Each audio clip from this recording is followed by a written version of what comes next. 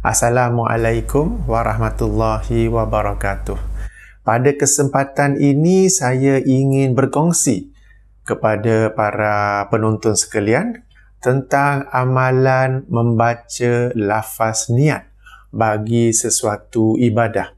Ya, alang-alang esok dijangkakan bermulanya 1 Ramadan, saya yakin ramai yang sudah mula mengulang kaji lafaz niat untuk berpuasa pada bulan Ramadan.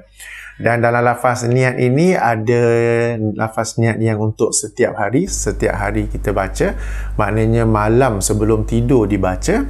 Dan ada juga pandangan yang boleh berkata boleh, yang pandangan yang berkata boleh membaca lafaz niat sekali saja untuk sebulan. Okey. Sebulan tu dibacakan lafaz niat. Dan video kali ni bukan saja khusus tentang membaca lafaz niat bagi puasa di bulan Ramadan, tetapi juga melibatkan amalan-amalan lain seperti solat fardu, solat sunat, wudu dan sebagainya. Ya. Sebelum tu saya yakin para hadirin semua telah sekian lama mengamalkan membaca lafaz niat ini dengan keyakinan, dengan anggapan ianya sesuatu yang wajib, dengan keyakinan ianya adalah syarat sah bagi ibadah, syarat sah bagi solat, syarat sah bagi puasa. Ya. Dan lafaz niat itu sebagai contoh, kalau untuk solat, usolli fardu zuhri arba'a raka'atin adaan makmuman lillahi ta'ala. Kemudian kita bertakbir, sengaja aku solat zuhur 4 rakaat tunai sebagai makmum kerana Allah. Ketika takbir tu kan. Demikian juga bagi puasa, nawaitu saum Ramadan dan sekian. Kemudiannya, lafaz niat ini kalau kita mengkaji lebih dalam, ianya bukan sekadar lafaz tapi ada pula syarat-syarat di dalamnya. Adanya qasadnya, adanya ta'aruznya, adanya ta'innya, adanya dalam lafaz itu sendiri bahagian yang wajib, bahagian yang sunat. Kena lafaz dalam bahasa Arab, kemudiannya dalam bahasa Malaysia dan sebagainya sebagai sangat banyak syarat. Sebab saya sebelum ni saya Google syarat-syarat lafaz niat, keluar beberapa rujukan, keluar beberapa link yang saya baca, wah hebat sungguh. Bagi orang yang tidak tahu akan merasa ini satu ilmu level tinggi, wah yang mesti dikuasai juga. Jadi saya nak ajak, walaupun para hadirin, para penonton semua telah sekian lama mengamalkan lafaz niat ini, saya pun dulu mengamalkannya, masih ingat sampai sekarang. Sebab tu boleh saja tahu saja lafaz usolli fardu zuhri apa semua tadi kan. Jadi saya nak mengajak para hadirin semua sama-sama kita menilai semula, kita mengkaji semula tentang amalan lafaz niat ni. Ya. Mari kita mengkaji dari beberapa aspek. Pertama sekali, lafaz niat ni yang kita dah baca ni, usolli tadi sembahyang subuh kan, usolli fardu subhi raka'ataini adaan, kalau sebagai imam ke apa ke. Lafaz-lafaz niat ini bagi wuduk ke, bagi puasa ke, bagi solat wajib, solat sunat, zakat, umrah, haji, tidak ada di dalam Al-Quran dan sunnah Rasulullah sallallahu alaihi wasallam. Tidak ada dalam Al-Quran, tidak adalah hadis. Sekarang ini zaman teknologi yang serba canggih. Cuba jika di kalangan hadirin ingin mencari, okey, boleh guna mana-mana software, Maktabah Syamilah ke apa ke, cuba type usolli fardu zuhri arba'a raka'atin sekian. Cuba cari. Dalam Al-Quran tak ada. Dalam hadis sahih tidak ada. Hadis hasan tidak ada. Hadis dhaif pun tidak ada. Mungkin hadis maudhu kan, mungkin. Cuba cari dalam Al-Mawdu'at Ibnu Jauzi ke apa ke, tak ada juga. Jadi lafaz yang kita duk baca ni, yang kita diajar sejak zaman sekolah ni, yang kita ditekankan sebagai syarat wajib sesuatu ibadah tu, tidak ada dalam Al-Quran dan hadis. Ya, itu aspek pertama. Tak mengapa. Ya, mungkin ada bukan semua kan, sebahagian orang suka bagi alasan kan, bukan semuanya mesti ada dalam Quran dan hadis. Okey, tak apa. Kita renung dari aspek kedua pula. Dikatakan lafaz niat ini dengan segala syarat-syaratnya tu merupakan syarat sah ibadah. Akan tetapi kita tidak menemui baik dalam hadis sahih, hasan, daif ataupun daif jiddah ataupun maudhu apa-apa riwayat yang menerangkan bahawa Rasulullah sallallahu alaihi wasallam membaca lafaz niat sebelum beribadah, sebelum solat. Okey, baginda selalu solat sebagai imam. Para makmum di belakang tak pernah dengar pun baginda membaca lafaz niat. Baginda biasa puasa sunat, baginda juga puasa wajib bulan Ramadan. Isteri-isteri baginda tak pernah pula cerita di rumah sebelum tidur ke apa ke baginda membaca lafaz niat untuk puasa. Seandainya lafaz niat itu satu yang menjadi syarat wajib, syarat sah bagi ibadat itu, sudah tentu Rasulullah akan mengajar dan Rasulullah sendiri akan mengamalkannya sehingga didengari oleh para sahabat, didengar oleh para isteri baginda dan diriwayatkan dalam hadis-hadis sehinggalah sampai kepada kita sekarang ini. Demikian juga bagi para sahabat Abu Bakar, Umar, Uthman, Ali dan sebagainya radhiyallahu anhum. Tidak ada riwayat baik yang sahih maupun yang daif jiddan yang menerangkan bahawa mereka ini membaca lafaz niat. Sekarang ni kita diajar di Malaysia ni bahawa membaca lafaz niat itu syarat sah ibadah.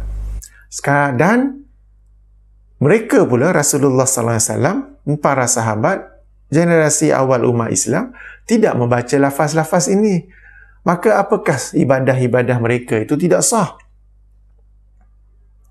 Ya? Cuba fikirkan. Rasulullah tak pernah baca lafaz-lafaz ni. Puasa Rasulullah ni sah ke tidak? Abu Bakar tak pernah baca lafaz-lafaz ni. Solat sunat, solat wajib Abu Bakar ni sah atau tidak? Umar Al-Khattab, sahabat yang meriwayatkan hadis innama a'malu binniyat, sesungguhnya amalan itu tidak lain berdasarkan niat. Hadis sahih, hadis masyhur, semua orang tahu kan? Tetapi beliau sendiri tidak membaca lafaz niat dan beliau sendiri tidak memahami hadis tersebut sebagai mewajibkan lafaz niat dengan satu susunan ayat dengan perkataan-perkataannya sebegitu. Ya. Jadi sekarang ni tak adalah Al-Quran dan hadis, tidak pernah diamalkan oleh para sahabat, bahkan oleh Nabi sallallahu alaihi wasallam. Okey. Jadi nak kata macam mana? Dikatakan perkara lafaz niat ini ialah syarat sah. Tidak sah ke ibadah-ibadah mereka itu? Atau mereka ini sendiri tahu apa yang sebenarnya dimasukkan oleh niat dalam Islam? Itu saya dah kemudian ya. Okey. Jom kita analisa dari aspek ketiga pula. Tadi dari aspek pertama tak ada Al-Quran hadis, aspek kedua tidak pernah diamalkan dan tentu ibadah mereka itu tetap juga sah. Dari aspek ketiga, kita baca lafaz niat tu kita nak bagi tahu siapa sebenarnya? Adakah kita nak bagi tahu Allah? Kan sengaja aku solat nak bagi tahu kepada Allah ke yang kita sengaja, ataupun aku berniat untuk puasa Ramadan esok harinya kita nak bagi tahu Allah ke? Lillahi ta'ala kita nak bagi tahu Allah ke?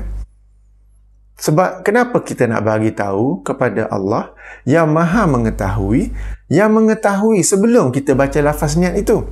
Dan Allah SWT mengetahui apa lintasan hati kita yang sebenar. Dan Allah tidak mengambil kira apa yang kita sebut dalam mulut kita ni. Sebagai contoh, katakanlah untuk puasa Ramadan ini kita tahu bagi orang yang bermusafir ada kemudahan bagi dia untuk berbuka puasa. Apatah lagi jika orang yang bermusafir itu ialah orang yang bertanggungjawab ke atas keselamatan para penumpang dia dalam perjalanan musafir tersebut. Katakanlah menghampiri hari raya nanti dilonggarkan SOP dan dibolehkan rentas negeri dan ramai-ramai akan balik kampung sempena hari raya. Okey. Jadi anak-anak nak puasa sebab mereka sebagai penumpang, kalau mereka pilih nak puasa silakan. Tetapi ayah yang akan memandu, dia ada kemudahan untuk berbuka puasa ataupun tidak berpuasa. Ya. Jadi katakanlah sebagai contoh, isteri menasihati, bang, kita nak drive jauh ni. Kuala Lumpur pergi Johor, katakan kampung di Johor. Kuala Lumpur pergi Pahang ataupun pergi Kelantan, lagi jauh kan. Ada kemudahan untuk tidak berpuasa. Lagipun ketika memandu ini kadang-kadang mengantuk, mungkin nak minum kopi, nak berehat di R&R minum kopi. Ataupun apa nak kata, sebab memandu dalam suasana kesesakan lalu lintas. Ketika musim perayaan lazimnya ada kesesakan lalu lintas dan fokus yang tinggi untuk memandu. Okay, walaupun memandu apa nak kata di lebuh raya apa pun akan ada kesesakan lalu lintas, maka bang ada kemudahan ini, tak payahlah puasa atau bolehlah berbuka. Suami pula jawab, nanti kena qada, aku malas nak qada nanti, puasa sajalah. Jadi walaupun lisan dia menyebut sengaja aku berpuasa Ramadan lillahi ta'ala, kerana Allah, tetapi yang Allah ambil kira ialah dia berpuasa kerana malas nak qada, bukan kerana Allah. Contoh kedua, katakanlah seseorang itu dia sakit, seseorang itu dia hamil, ataupun dia sedang menyusukan anak, menyusukan bayi. Dan di sini sekali lagi ada rukhsah, ada kemudahan untuk berbuka puasa ataupun tidak berpuasa. Lalu dinasihatkan kepadanya, tak payahlah puasa sedang hamil apa semua tu. Nanti apa pula orang kata, aku di pejabat kat pantry duk makan seorang-seorang tu. Nanti apa pula orang kata. Okey.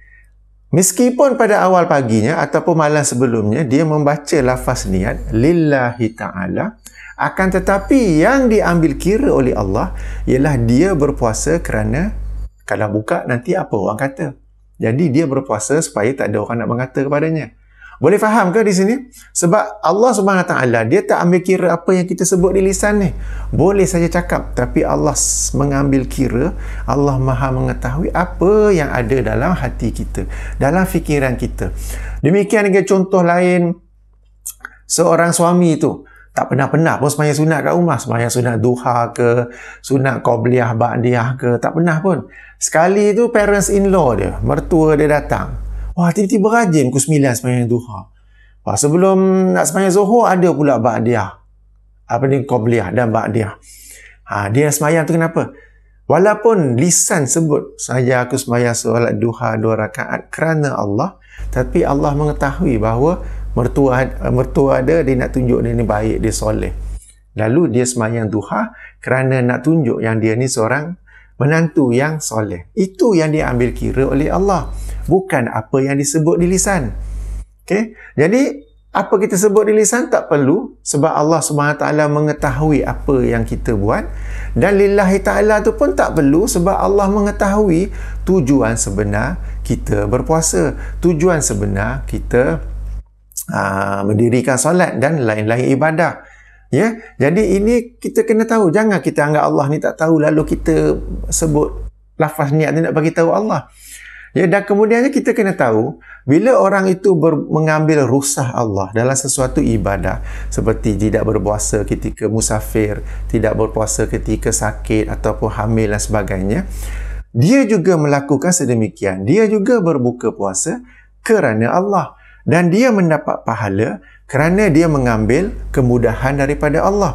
Dalam sebuah hadis riwayat Imam Ahmad dalam musnadnya dengan sanad yang sahih, Rasulullah sallallahu alaihi wasallam bersabda yang maksudnya, sesungguhnya Allah menyukai kemudahan-kemudahan, rukhsah-rukhsahnya diambil, sebagaimana Allah membenci larangan-larangannya dilanggar.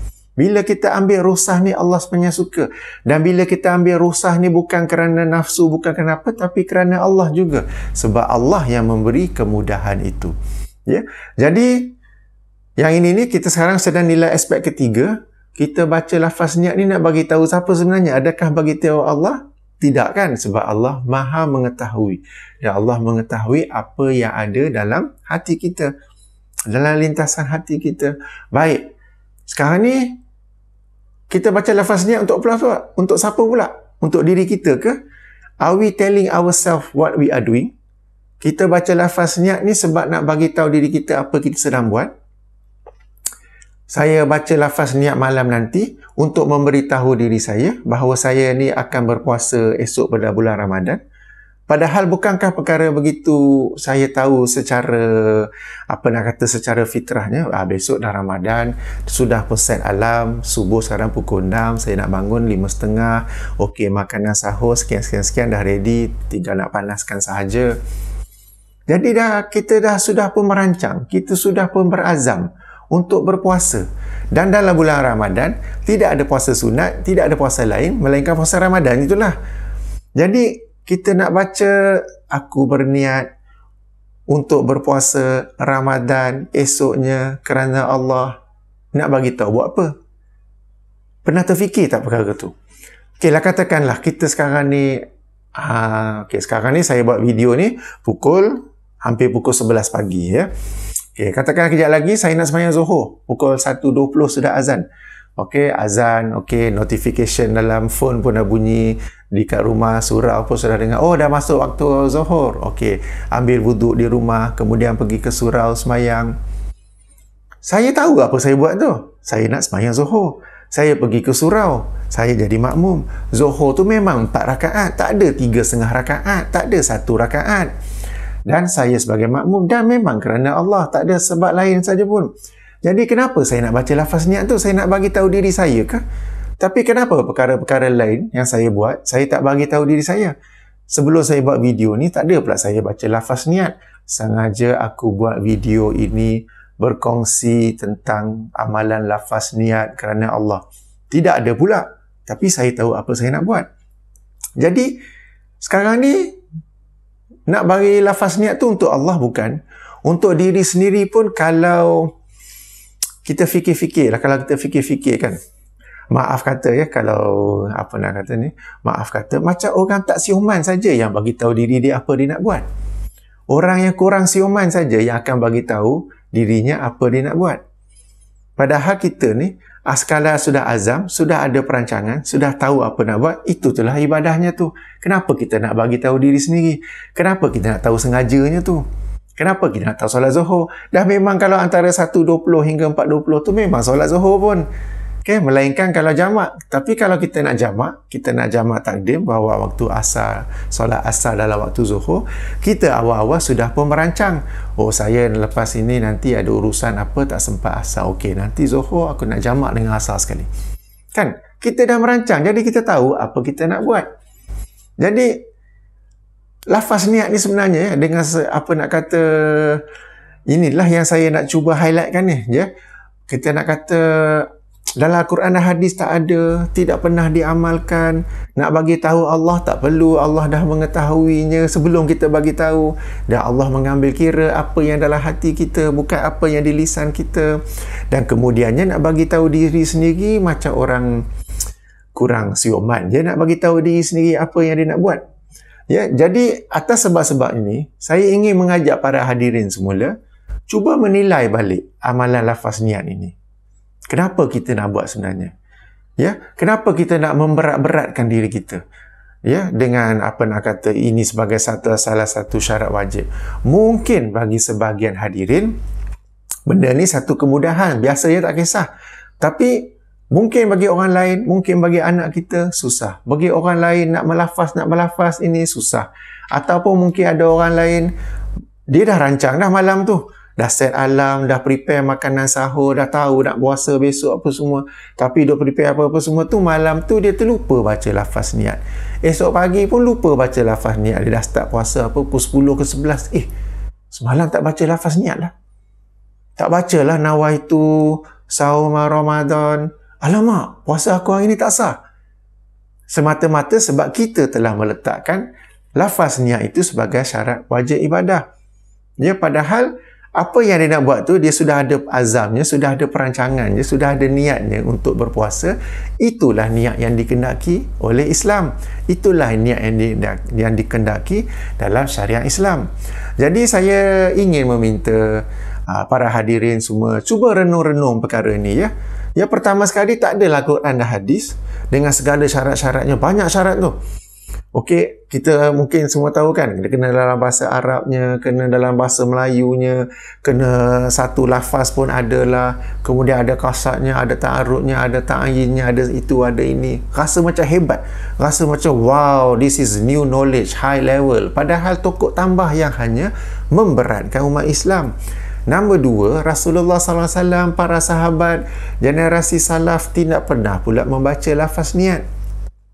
Apa? Amalan mereka, ibadah mereka semua tak sah ke? Okay, yang ketiga, kita baca lafaz niat untuk siapa sebenarnya? Nak bagi tahu kepada Allah ke? Allah Maha mengetahui. Dan Allah mengambil kira apa yang ada dalam hati kita, bukannya apa kita sweet talk dalam mulut kita ni. Dan yang keempat, nak bagi tahu diri sendiri ke? Nak bagi tahu diri sendiri macam, you mean you don't know what you are doing? Ada orang tiba-tiba puasa. You puasa apa? Tak tahu. I puasa. You puasa apa? Tak tahu. Ni dah masuk Ramadan. Nak puasa Ramadan? Boleh juga. Puasa Ramadan lah gitu. Kalau orang macam ni, dia kurang siuman sikit. Dia macam tak tahu. Okey? Jadi, itulah yang saya nak sampaikan dalam video ringkas ini. Moga-moga menjadi manfaat kepada semua. Minta maaf jika saya terkasar ataupun mungkin leza bila saya kata ini amalan orang kurang siuman. Ya, moga-moga menjadi renungan kepada semua. Saya tutup dengan tasbih kifarah. Subhanakallahumma wa bihamdika asyhadu an la ilaha illa anta astaghfiruka wa atubu ilaik. Assalamualaikum warahmatullahi wabarakatuh.